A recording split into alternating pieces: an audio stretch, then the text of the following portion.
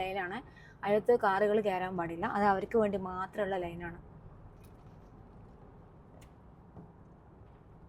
ഒരു ചെറിയൊരു ബാംഗ്ലൂർ എവിടെയോ ഫീൽ ചെയ്യുന്നില്ലേ, ഈ ഒരു കോറമംഗല പോലെ.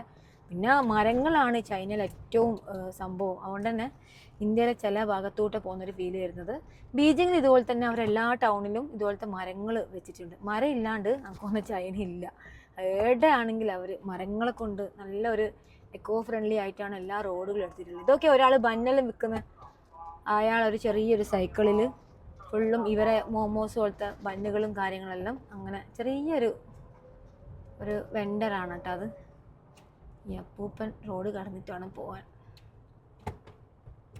ഫസ്റ്റ് സ്കൂട്ടറെല്ലാം പോയ പോക്ക് ഓന് നോക്കുന്ന വരെയില്ല. സ്കൂട്ടറുകാരുടെ സ്വഭാവം എല്ലാ സ്ഥലത്തും ഒരുപോലെയാണല്ലോ റബ്ബേ.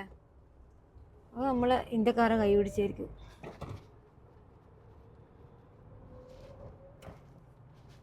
ഇതൊരു ചൈനീസ് വണ്ടി നമ്മളെ മുമ്പിലുള്ള. പിന്നെ ഇവർ ഒന്നിനും ഇംഗ്ലീഷ് പേര് വെക്കാത്തതുകൊണ്ട് അത് നമുക്ക് വായിക്കാൻ പറ്റൂല. എന്തെല്ലോ ഇങ്ങനെ എഴുതി വെച്ചിട്ടുണ്ട്. ഒരു വി എന്നുള്ള ഷേപ്പിലാണ് ഈ വണ്ടി ഉള്ളത്.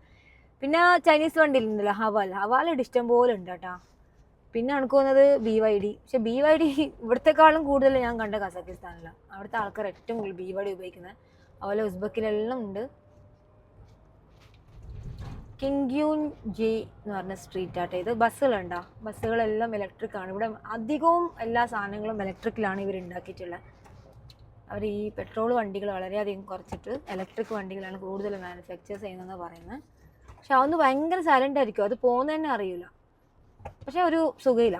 സത്യം പറഞ്ഞാൽ എനിക്ക് ഇലക്ട്രിക്കിൻ്റെ വണ്ടികൾ ഇഷ്ടമേ ഇല്ല.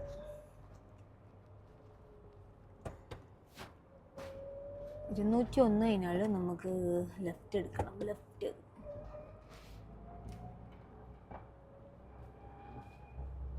ചോങ്ജോങ് ജെ എന്ന് പറഞ്ഞാൽ നമുക്ക് ഇവിടുന്നേ പിടിക്കണം കേട്ടോ. ഈ കട്ട് ലൈൻ ഇല്ല, ഈ കട്ട് ലൈൻ നമുക്ക് ക്രോസ് ചെയ്യാം.